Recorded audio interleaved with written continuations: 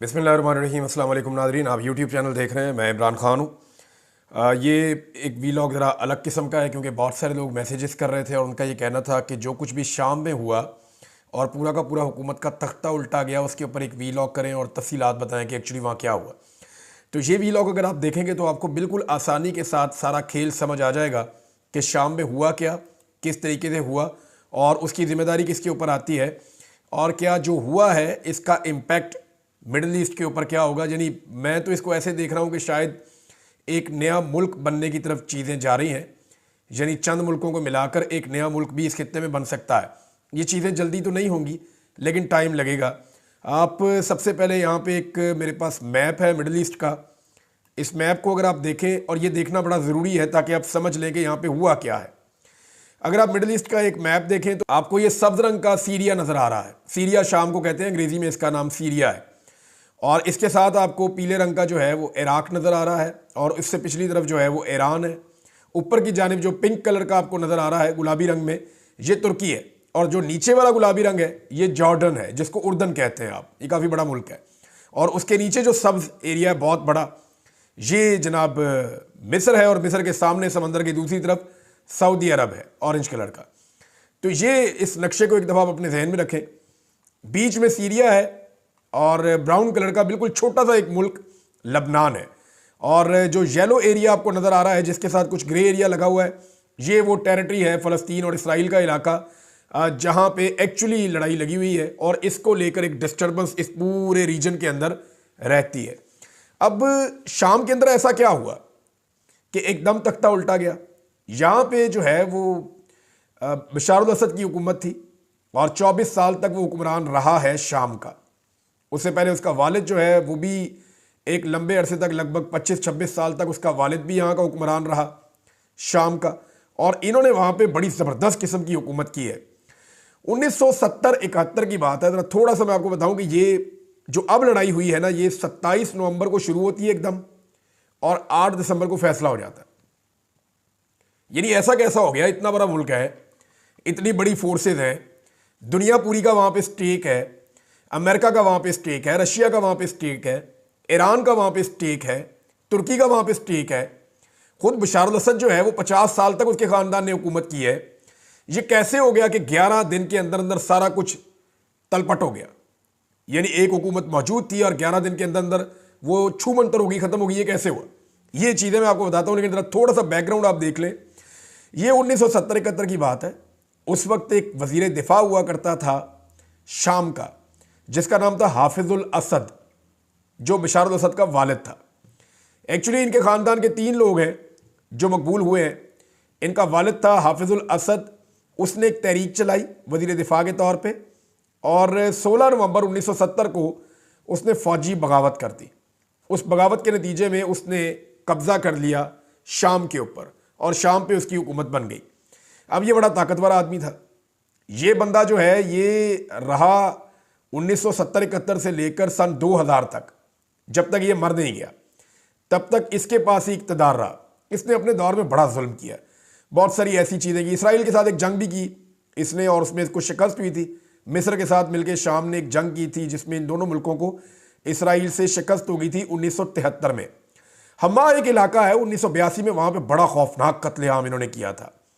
और वो जो कत्लेआम किया था वो अखूनुल मुस्लिमीन की एक तंजीम थी, उसके खिलाफ इन्होंने किया था। और लगभग जो मुख्तलिफ इतलात हैं 10,000 से लेकर 40,000 तक लोगों के बारे में बताया जाता है कि उनको हलाक कर दिया गया था या वो जाँ बहक हो गए थे। फिर इनका एक 2 बेटे थे ये, यानी जो हाफिजुल असद है उसके 2 बेटे थे। एक बासुल असद, ये बासुल असद जो है ये बड़ा बेटा था और जो छोटा बेटा था वो था बशारुल असद। बशार जो है ये लंदन में पढ़ता था, बरतानिया में, और जो बासिल है ये अपने वालिद के साथ है। ये एक एक्सीडेंट हुआ है इसका और गाड़ी का, और ये मर गया उस एक्सीडेंट में बासुल असद। यानी हाफिजुल असद का बड़ा बेटा 1994 में मर गया था। अब उसके बाद जो जानशीन है वो बशार अल असद ने बनना था। तो सन 2000 में जो हाफिजुल असद है उसका इंतकाल हो गया और जून 2000 में बशार अल असद बन गया सदर और सारा कंट्रोल उसने ले लिया। शुरू में इस बंदे ने थोड़ी सी जमहूरियत दिखाई, थोड़ी इधर उधर की चीज़ें की, इसने लोगों की बेहतरी के दावे किए, बातें की, शादी कर ली, लंदन की एक लड़की थी उसके साथ थी, वो वैसी शामी थी, शाम की रहने वाली थी, लेकिन उसके साथ आसमा नाम था उसका, आसमा बशार अल-असद, उसके साथ इसने शादी की। खुद ये शिया फैमिली है और वो लड़की जो थी वो सुन्नी फैमिली की थी। तो इसने उसी साल में जब इसका वालिद का इंतकाल हुआ और ये इक़्तिदार में आया तो इसने दिसंबर में उसके साथ शादी कर ली। उसकी एक अलग कहानी है, फिर कभी मौका मिला तो आपको बताऊंगा कि वो खातून क्या थी, उसने अपनी ज़िंदगी में क्या किया। लेकिन प्रॉब्लम का जहाँ से आगाज़ होता है ना, वो सन 2011 में होता है। 2011 तक चीज़ें ठीक चल रही थी, इसकी डिक्टेटरशिप भी ठीक चल रही थी, इसका पूरा कंट्रोल था वहाँ पे, और इसने कंट्रोल किया हुआ था ईरान की मदद से। ईरान की सपोर्ट इसको हमेशा से रही है, क्योंकि शाम के अंदर ईरान के हमायत याफ्ता कुछ ग्रुप्स थे जो हमेशा से एक्टिव रहे हैं और वो इसराइल के खिलाफ कार्रवाइयाँ भी करते रहे हैं। यानी आप शाम के अंदर जो एक बहुत बड़ी सपोर्ट है वो हमास की थी और हिजबुल्लाह की थी, तो ये ईरान को वहाँ पे हमेशा से शाम में, लबनान में, ईरान में अपने कुछ ना कुछ उसने अपने एलिमेंट हमेशा से रखे थे। और शाम को पूरी सपोर्ट शाम की हुकूमत को ईरान देता था और रशिया भी देता था। यानी अभी आखिर तक जिन दो मुल्कों ने पूरी सपोर्ट दी है बशार अल-असद को और उसके ख़ानदान को या उसके इक़्तिदार को, वो एक ईरान है। ईरान के तो इवन जनरल्स और कमांडर्स वो वहाँ पे मौजूद थे और वो सारी हिकमत अमली बनाते थे बशार के लिए और उसकी पूरी सपोर्ट करते थे। फिर इस तरह रशियंस जो हैं वो अपने शिप्स लेकर आए हुए थे, अपने बहरी जहाज़, अपना इक्विपमेंट, अपने हथियार वो लेकर आए थे, उनके फौजी वहाँ पे मौजूद थे, वो लड़ाई में प्रैक्टिकली हिस्सा लेते थे रशियंस। तो ये दो मुल्क सपोर्ट कर रहे थे बशार के इक़्तिदार को। दूसरी जानिब जो आखिरी लड़ाई थी, इसमें जो अरब ममालिक हैं वो और अमेरिका, ये दूसरी तरफ थे, ये अब बशार को सपोर्ट नहीं कर रहे थे। तो एक तरफ बशार के खिलाफ अमेरिका और उसके इत्तेहादी जो अरब ममालिक थे, और एक तरफ जो है वो ईरान और रशिया जो है वो उसको सपोर्ट कर रहे थे। ये आप दोनों चीज़ों को याद रखें कि ये प्रॉक्सी भी थी एक तरह की, ये लड़ाई इस तरह की थी। अब 2011 में आपको याद होगा वहाँ पे एक तहरीक का आगाज़ हो जाता है और एक कंपेन शुरू हो जाती है बशार के ख़िलाफ़, और बशार जो है उसका इक़्तिदार हिल जाता है। उसके बाद इसने जुल्म और सितम का एक बाजार गर्म कर दिया। इसने शाम के अंदर इसने अपनी अपोजिशन को दबाने के लिए पूरी ताकत का इस्तेमाल किया। लाखों लोगों को इसने जेलों के अंदर भर दिया। इसकी बदनामे ज़माना 3-4 बहुत बड़ी बड़ी जेलें हैं जिसके अंदर ये लोगों को डाल देता था। इसने ख़वातीन को भी जेलों में डाला, इसने बंदों को भी जेलों में डाला। जो लोग लड़ाई करने के लिए आते थे, पहले तो ये पुरअमन तरीके से लोग एहतजाज करते थे, तो इसने लोगों को इतना मारा कि वो फिर मुज़ाहमत शुरू हो गई और लोगों ने हथियार उठाना शुरू कर दिए। अब जब लोगों ने हथियार उठाना शुरू किए तो ऐसा नहीं था कि वहां के लोग ही इससे लड़ पड़े, बल्कि बाहर से बड़ी सपोर्ट आई और इसके खिलाफ बाकायदा हथियारबंद लोग वहां पे पहुंचना शुरू हो गए। क्योंकि एक सरहद आप देखें, अगर गौर करें तो इराक के साथ लगती है। ये एक सरहद अगर आप देख रहे हैं तो ये इराक के साथ लगती है और ये बहुत बड़ी सरहद है जो इराक के साथ लगती है। यहां से, क्योंकि इराक के अंदर आपको पता है खाना जंगी चल रही थी सन 2004 से, वहां पे अमेरिका ने अपने इत्तेहादियों के साथ मिलकर अटैक किया हुआ था। तो वहां से बहुत सारे जो ग्रुप्स हैं वो शाम में आते जाते थे और वहां पे उनका एक बड़ा इन्फ्लुएंस था, और उस इन्फ्लुएंस की वजह से ये सपोर्ट जो है वो हथियारों समेत मिलना शुरू हो गई बागियों को। इन्होंने बागी करार दे दिया था। जो भी बशार की हुकूमत के खिलाफ जाता था उसको बागी कहते थे। ये रेबल्स हैं, ये बागी हैं, ये हमारे खिलाफ जा रहे हैं, हमारे ऊपर अटैक कर रहे हैं, ये हमारे साथ ज्यादती कर रहे हैं, जमहूरियत के दुश्मन, ऐसा करार दिया जाता था। हालांकि वो खुद एक बहुत बड़ा डिक्टेटर था। उसके बारे में मुख्तलिफ रिपोर्टें हैं। एमनेस्टी इंटरनेशनल की रिपोर्ट के मुताबिक ये चंद सालों का रिकॉर्ड है, और ये रिकॉर्ड अगर आप देखेंगे तो आपके रोंगटे खड़े हो जाएंगे, आप हिल जाएंगे कि क्या इतना जुल्म हो सकता है। एमनेस्टी इंटरनेशनल की रिपोर्ट के मुताबिक 2011 से 2015 के दरमियान 13,000 से ज्यादा लोगों को एक जेल के अंदर लटका दिया गया। और कुछ रिपोर्टें ऐसा कहती हैं, लेकिन मुझे ये एग्जैचरेटेड फिगर लगता है कि लगभग 1 लाख के करीब लोगों को बशार ने कत्ल करवाया है। और जितने भी दंगे फसाद हुए उसके बाद शाम के अंदर, क्योंकि जो मुज़ाहमत थी पहले पॉलिटिकल थी, फिर वो शुरू हो गई हथियारों के साथ, बाहर से उनको सपोर्ट आना शुरू हो गई। फिर रशिया और अमेरिका की प्रॉक्सी वॉर वहाँ पे शुरू हो गई। रशिया को सपोर्ट कर रहा था ईरान, अमेरिका को सपोर्ट कर रहे थे खामोशी के साथ कुछ अरब ममालिक, लेकिन खामोशी के साथ, यानी हथियार वथियार दे दिए, पैसा दे दिया, इस तरह से वहाँ सपोर्ट हो रही थी। और इराक से जो है वो मुजाहिद पहुँच रहे थे धड़ाधड़, वहाँ से लड़ने वाले पहुँच रहे थे, लड़ाका लोग। तो दोनों तरफ से एक जंग लगी हुई थी गुज़िश्ता चंद सालों से। इस लड़ाई में लाखों लोगों का कत्ल हुआ है, लेकिन बशार ने अपने इक़्तिदार को नहीं छोड़ा, उसकी गिरफ्त अपने इक़्तिदार के ऊपर थी। अब हुआ क्या कि 27 से लेकर 8 दिसंबर तक, 27 नवंबर से 8 दिसंबर तक सारा का सारा सिनेरियो तब्दील हो गया। हर चीज एकदम बदल गई। 2011 में इन्होंने अटैक किया था अपने लोगों के ऊपर, बहुत खौफनाक किस्म का, लोगों को कत्ल किया था। इस खाना जंगी के नतीजे में 3,88,000 से ज्यादा लोग मारे गए, जबकि 1,20,00,000 के करीब अफराद जो है वो बेघर हो गए। 2013 में इसने कीमियाई हथियारों का इस्तेमाल किया अपने शहरियों के ऊपर, इसके ऊपर पाबंदियां भी लगी, इसके खिलाफ पूरी दुनिया में बहुत आवाज़ें भी उठी, इसकी बीवी के खिलाफ भी, इनके ऊपर ट्रैवल बैन लग गए, इनके एसेट सील हो गए, बहुत सारी चीज़ें हुई, लेकिन किसी ना किसी तरह करके इसने मैनेज कर लिया। 2021 में इसने दोबारा इंतखाबात करवाए और ये फिर 95% वोट लेकर फिर इक़्तिदार में आ गया। यानी ये इंतखाबात जैसे करवाता था जैसे डिक्टेटर करवाते हैं, आपको पता है। तो एक्चुअली ये एक डिक्टेटर था, 50 साल तक इसका खानदान रहा। इन 50 सालों में शाम ने इतनी कीमत चुकाई है कि लाखों लाशें शाम में दफन है, जो इस इक़्तिदार के नतीजे में, यानी इन्होंने अपने इक़्तिदार को बरकरार रखने के लिए बाप ने और फिर बाद में बेटे ने लाखों लोगों का कत्लेआम होने दिया। और वहां पे अगर जमहूरियत होती, इंतखाबात होते, तो बहुत सारी हुकूमतें तब्दील होती और इतने लोग ना मारे जाते। बहरहाल 2022-23 में कुछ अरब ममालिक ने थोड़े बहुत ताल्लुकात बहाल किए थे बुशार के साथ, क्योंकि बुशार जो है वो उसके ताल्लुकात ईरान के साथ बेहतर थे, तो फिर इस वजह से अरब ममालिक के साथ अच्छे नहीं है। लेकिन हैरत की बात यह है कि अचानक से ईरान भी चला गया और रशिया भी चला गया। अगर आप गौर करें ना, तो डोनाल्ड ट्रंप के अच्छे ताल्लुकात हैं पुतिन के साथ, ये इल्जामात भी लगते हैं डोनाल्ड ट्रंप पे। डोनाल्ड ट्रंप दुनिया के अंदर जंगों को खत्म करने के लिए मशहूर है कि खत्म करो जंग, बस जो पब्लिक चाह रही है उस तरह मामला उस तरफ लेकर जाओ। अमेरिका में भी उसने यही गेम किया है। वो एंटी मिलिट्री, एंटी जंग आदमी है कि लड़ाइयों में वो नहीं पड़ता, कोशिश करता है जंग बंद हो जाए। अब डोनाल्ड ट्रंप के इलेक्शन जीतने के बाद अचानक से रशिया निकल गया वहां से। ऐसे कैसे निकल गया? इतना ताकतवर मुल्क है, इतना बड़ा मुल्क है, रशियन फौजी अपने हथियार उठाते हैं कुछ दिनों पहले और निकल जाते हैं, अपने शिप्स भी वहां से ले जाते हैं और जो हथियार नहीं चाहिए उनको वहां छोड़ जाते हैं।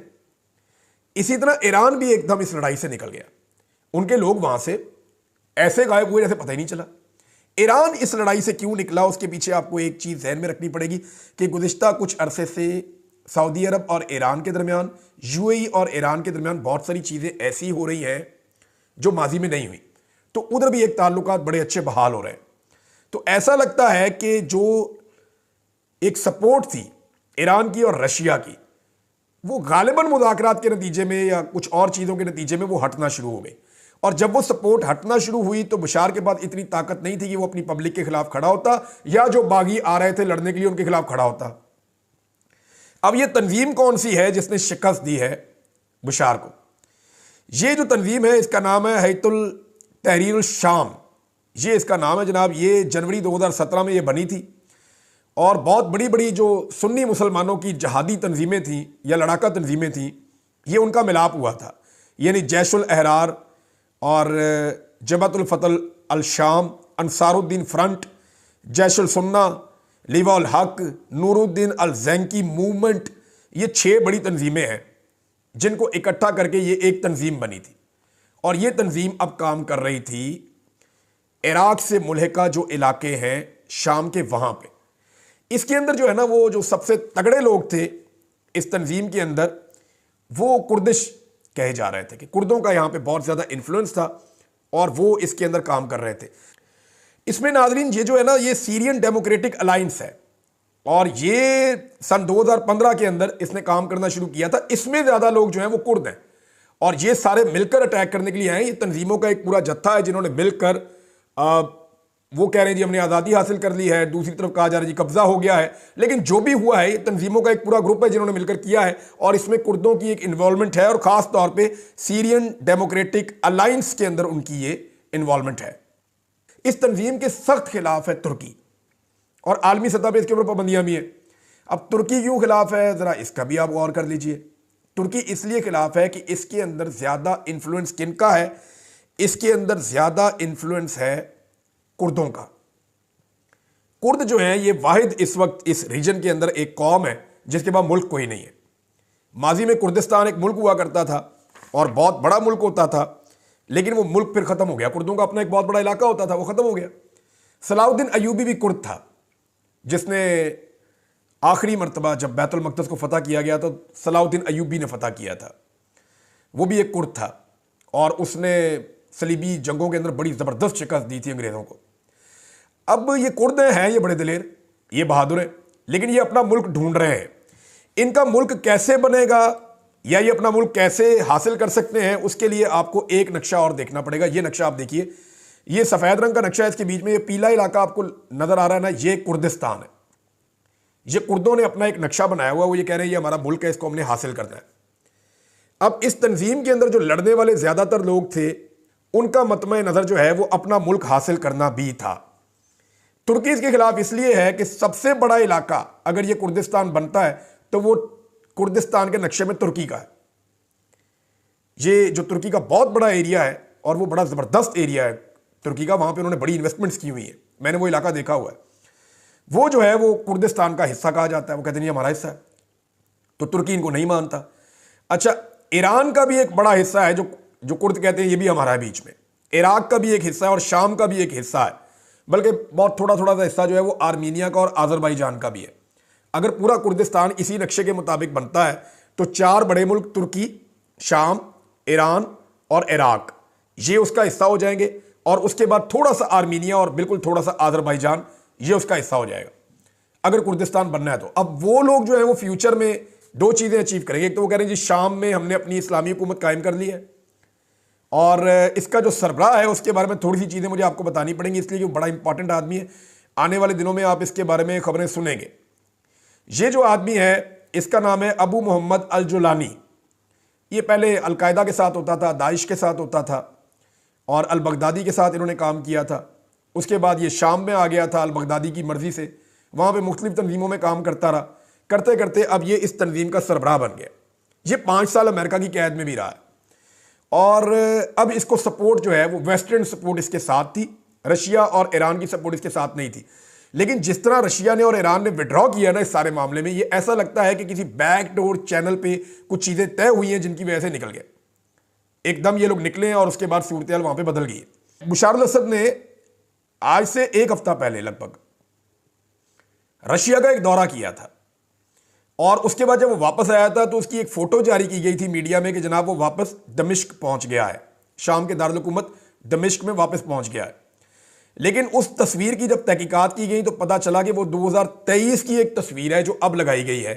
बुशार जब से वापस आया दमिश्क में या शाम में, तब से लेकर अब तक उसकी कोई तस्वीर मौजूद नहीं है। मैं आपको फिर बता रहा हूं कि इस बात का कभी इम्कान है कि बशर अल असद 1 हफ्ता पहले रूस चला गया था, उसकी बीवी और 3 बच्चे भी वहीं पे।